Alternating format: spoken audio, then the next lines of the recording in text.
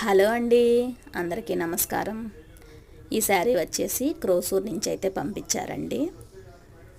Peacock design కొంచెం వెరైటీగా ఉండేదైతే వేయమని చెప్పారండి. నేను ఈ డిజైన్ సెలెక్ట్ చేశాను. పికాక్ ముడుచుకొని ఉన్నట్లుగా ఉంది, దగ్గర నుంచి చూస్తేనే అర్థమవుతుంది. ఫినిషింగ్ కూడా చాలా బాగా వచ్చిందండి. షార్ట్ హ్యాండ్స్ అయితే పెట్టి వేశాను.